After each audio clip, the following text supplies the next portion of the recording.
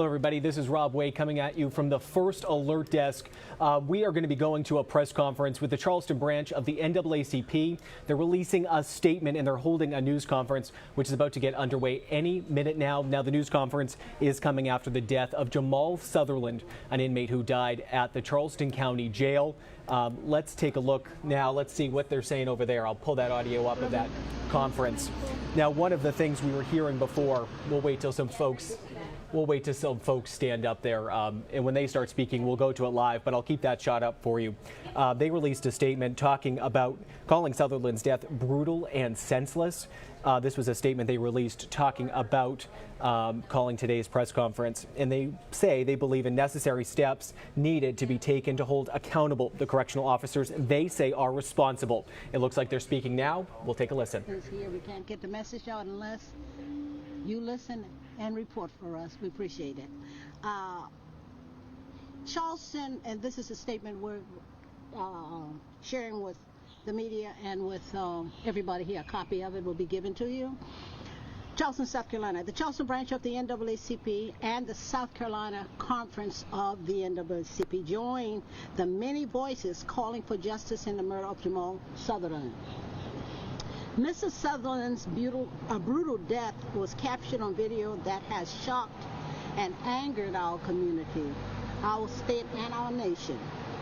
While we are encouraged that the Charleston County Sheriff Christian Grazazio released the video and has fired the two officers who killed Mr. Sutherland, justice has not yet been done. Those officers involved should be charged and prosecuted, and fundamental changes should be made to the treatment of prisoners at the Al Cannon Detention Center in general, and the treatment of prisoners with emotional illness in particular. Mr. Sutherland was incarcerated because of an incident at Palmetto Behavioral Health. Employees of that agency specifically told officers from the North Charleston Police Department to take him not to another secure treatment facility, but to jail. It's horrifying and outrageous that Mr. Sutherland was killed by officers trying to forcefully take him from his jail cell for a bond hearing, a procedure that he had the right to refuse or to waive. It's horrifying and outrageous that the medical examiner called his cause of death inconclusive and suggested that his excited state and medication may have led to his death. Most people would be in an excited state if law enforcement officers charged their cell, threw them on their stomach, put a knee on their back, and used a stun gun to drive electricity through their bodies 6 to 8 times. Jamal Sutherland was executed because he refused to leave his cell. That's not only a tragedy, that's a crime. We urge Solicitor Scholar Wilson to prosecute the officers involved and to do all that's needed to build a case that leads to their trial and hopeful conviction. We also call for a comprehensive investigation of all of those who played a part in what led to Mr. Sutherland's death, to include Palmetto Behavioral Health, the North Charleston Police Department, and the Charleston County Sheriff's Department. We extend our sympathy to Mr. Sutherland's family. We stand with them in pursuit of justice, and we demand the kind of change that makes it less likely that sympathy will have to be extended to any more black families. No.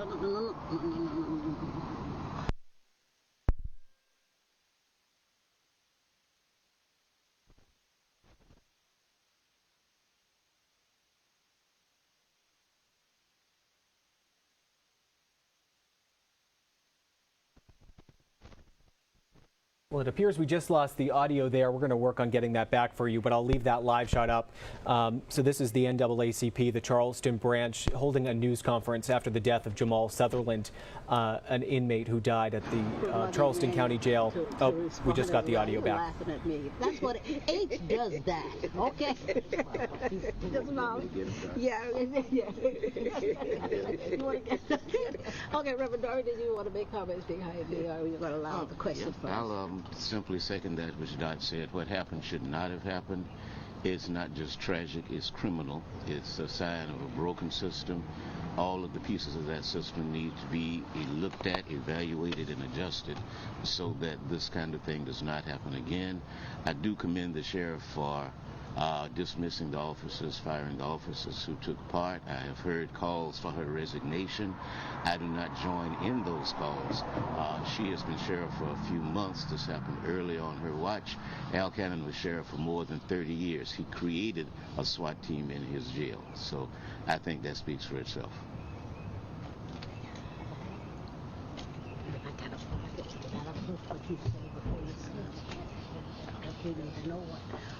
Reverend, let the media ask any question at this point, okay? Quick question is, why are you guys speaking out now, so much later in the investigation, and why not earlier when the video first came out? Well, the message from the community had been out there. We are, NAACP, are part of the media. When a client retains an attorney, we usually work with them, and that's what has been happening. From the day that, within the week of his killing, his mom contacted me. And so once they retain an attorney, we follow the direction of them. Now, the fact that the message has been out, NAACP in no way doesn't agree with the message that's been put out there by all of the other activists. Maybe we wouldn't have done it in the way they did it or how they organized, because unlike all of the other groups, the NAACP, we have rules and regulation how we handle things. We're not going to anyway interfere with what the family wants. If they want information out, if they don't, that's why we talk with the family. So in no way that the NAACP was standing back, and when we were invited to the most recent press conference with the attorney, I was there. So our face was there. Also, Scarlett Wilson's been clear that SLED report, pathologist report, didn't come to her office until April 30th. So how much attention do you think should be put on SLED right now in this process, since it didn't get to her office until past her deadline? That's what SLED's action is not surprising. Now, this is not unusual that when we have an incident where you have a death and we have officers involved, most times there's a delay. Every time there's a delay if it's a black person. Every time. So this is not surprising. So I think the media need to ask our solicitor why it took so long. I've asked the question. I've spoken to the solicitor. And when the governor's involved, sometimes people do what they're told rather than what they should do. Any clarification you can give us what you mean when you say a change in practices within the system, whether that is increased mental health professionals there, or just any clarification specifics on that? They need most of those facilities like mental health, they probably, and this appeared to be a problem of being understaffed. But you know, with us as an NAACP, minorities don't end up being the only patient that's there. Why we are so outraged is, why does it always have to be minorities that seem to be the ones that when help is needed, that somehow we end up with a death? The point here is, when this incident happened, and it's clear to that department and to the police officers from North Charleston that this patient should have been taken to a health facility, that should have been done, no question asked. But when you allow those those employees whose feelings must have been hurt. They're just upset because somehow they have been abused by a patient, which they know the patient, he's there for a reason. There obviously are psychological or mental issues going on there. But they insisted to the police department that, yes, take him to jail. When do you allow the employees to tell the police department what to do? They know what the rules are.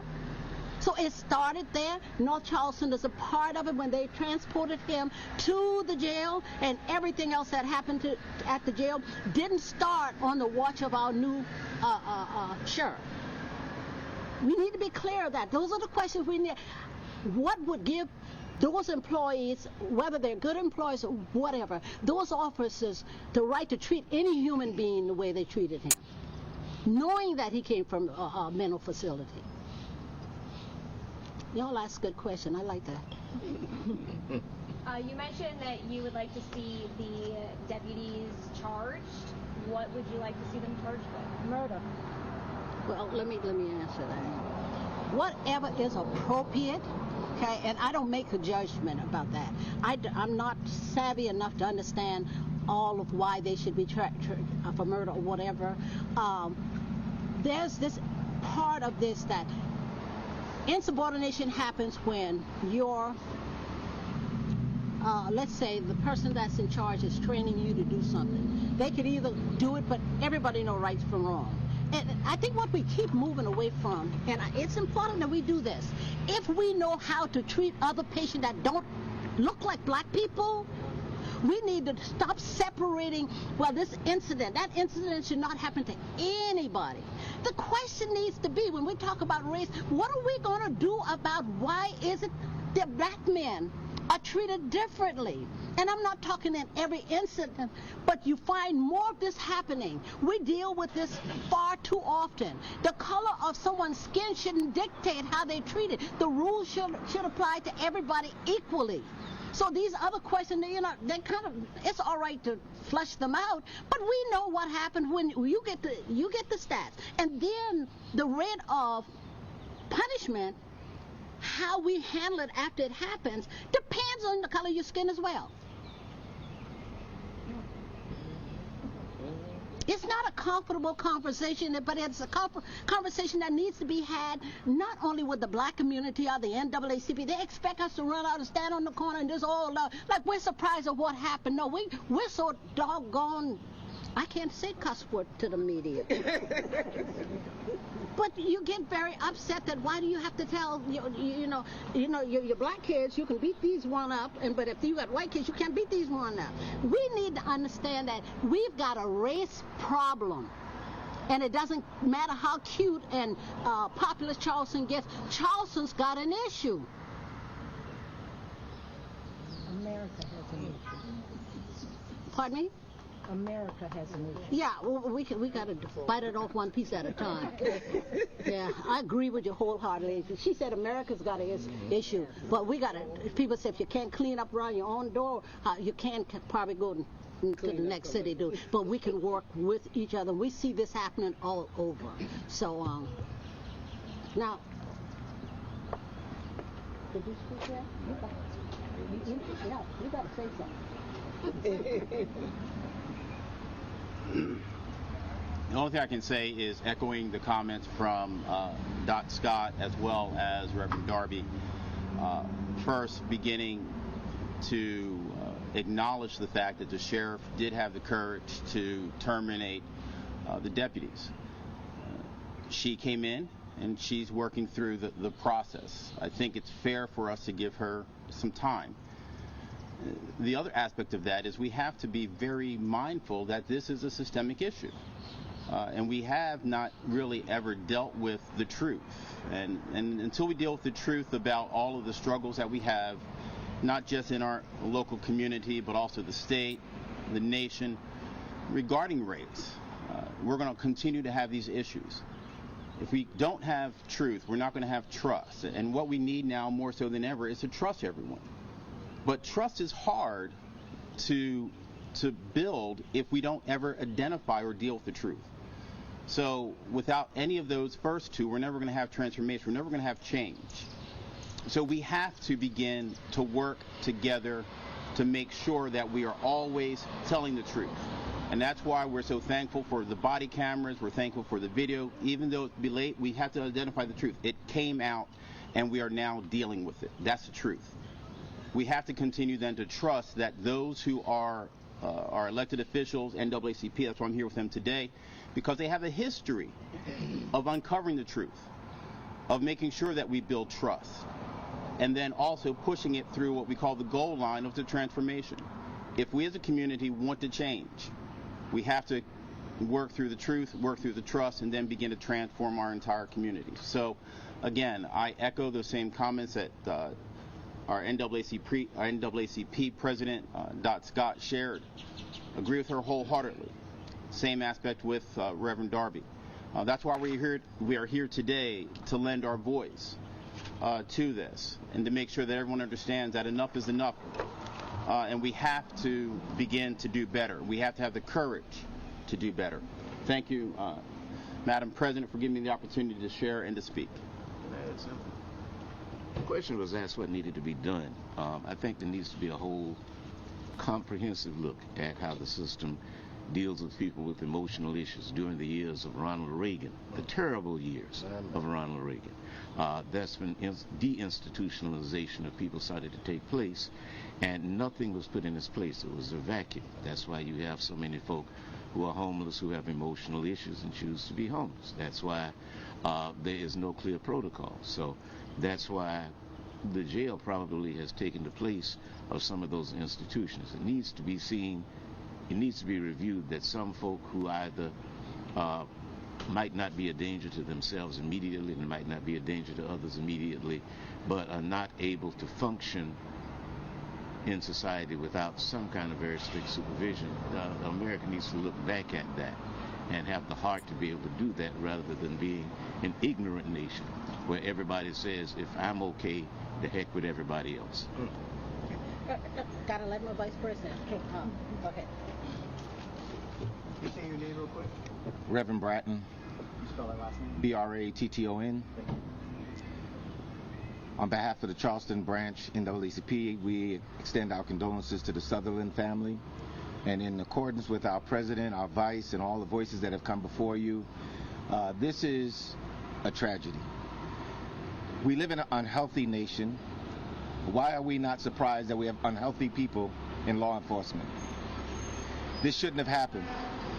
We have got to hold those that are to lead and guide and be our law enforcement accountable. Talk is cheap.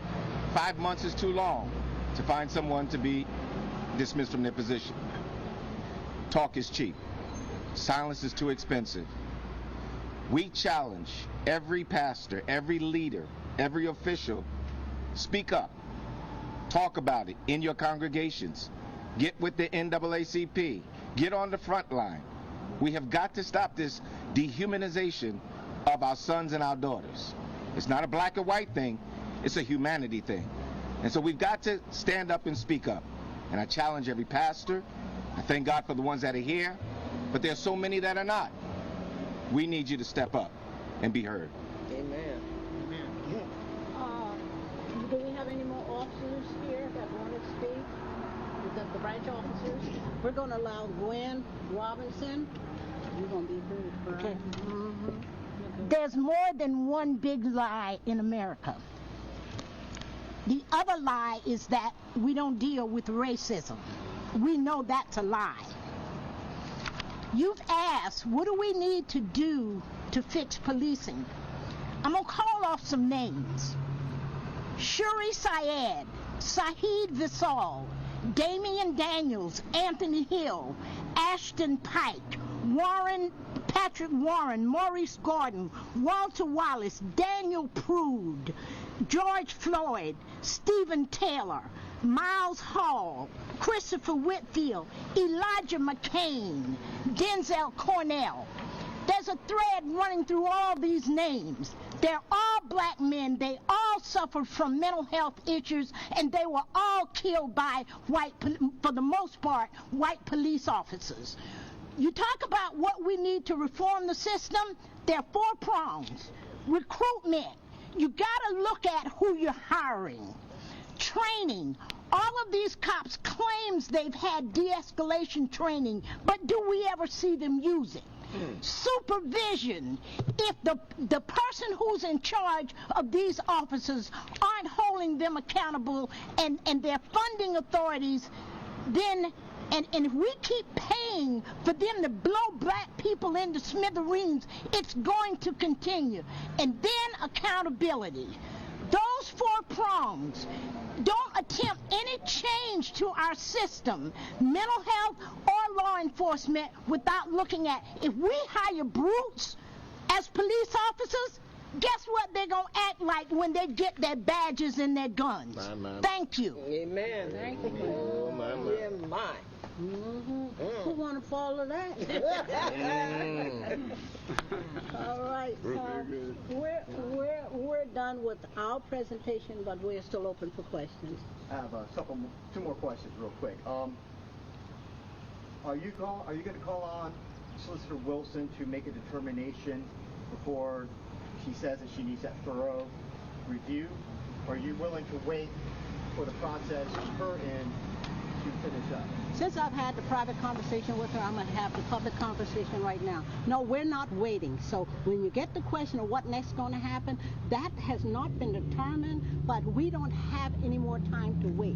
We probably could see something else happen before we even get to. There's no need to wait. What are they waiting for? Sutherland is not coming back. He's not. So we need for our solicitor to make the decision. There's so many people talking in the air. Up to the governor. She needs to do the job we hired her for. And why do you believe it took so long for these 2 detention officers to be removed from their jobs? I mean, this happened months ago. Did it happen because of the media? Well, we've seen the video, I'm guessing. Well, the thing about it, this is not unusual. The media helps greatly, particularly when the media is inclusive in their coverage. That's why we thank you all for being here. Because unless the message is there, and unless the public outrage is, and they can say what they want about the guys in the street and they're doing this, what else do you do when people don't listen to you? We don't want to hear. In fact, we already know what you're saying, and we even know that you're telling the truth. We just don't want to hear it. So that's why it takes so long. If indeed, and while I hate to keep saying black and white, I'm old enough to know that we as enforcers, like the elected official, people in position of authority, we don't handle same situation the same way when the difference in race is present. That's our problem. That's our problem. And I think the biggest thing is folks are just tired not being listened to. And it's worse than that. These folks that we lose, they're not coming back. They are not coming back. And so how long? It's all like, how long? How long? How long? That's exactly how long. How long? What are we waiting for? Why, Scarlett, why are we waiting? How many more? How long? How many more? And this was just a partial list. This ain't all of them. Oh, absolutely. That How long? You don't have the long, big enough paper for that, but you know, but That's right. it's a point. It's a point to be made, and appreciate it. Is there anyone else want to make a statement or anything? And that, do you have a question? Anybody? The media? Do you have any question? You guys, you better talk while they're here. They got the camera. Anybody want to say anything? Okay. If not, we thank you all for your time. I really appreciate it. Without you, we can't get the message out. Thank you. And thank all of you for. You've been listening in to the NAACP holding a news conference in response to Jamal Sutherland's death. He was the inmate who died back in January, and the video recently released showed him being tased inside the jail before his death. And again, the NAACP just held that news conference. I'm Rob Wade, coming at you from the First Alert Desk. And let me just tell you a little bit about what we've heard in that. The NAACP was calling for the deputies involved to be charged and prosecuted. Now, what we know right now is the solicitor's office would be the ones to do that. And they said if any charges are to be filed, if any are to be filed, we should know that by the end of next month, though the NAACP was just saying that they were hoping that announcement could come sooner if charges were to be filed. They're also calling on an investigation on how all of this happened, including all the ways to fix how officers and deputies handle inmates and patients with mental health issues. So that was one of the things they were also bringing up in this news conference. And some other notes I was just writing down here. I'm just taking a peek at those now. What the NAACP is also calling for a review of all of these protocols. Now, when we knew coming into this, they said they called the death of Jamal Sutherland brutal and senseless. And we had Abby O'Brien there. She's going to be doing a live shot at our noon show to give you a full recap of exactly what happened. But during that news conference, she asked what charges they would like to see filed. That was one of the questions they asked, and they didn't answer that. They didn't go into any details. They said they weren't familiar with what charges would be filed. But again, any charges filed against those deputies, the solicitor says, could come as by the end of next month. That was the frame there. So again, this was all in response to Jamal Sutherland's death. He died back in January inside the Charleston County Jail. We have been following this story very closely since that video that was released at the end of last week. We, of course, will be following all of it very closely, bringing the latest here from the Alert Desk and on Live 5 News. And from the Alert Desk, I'm Rob Way.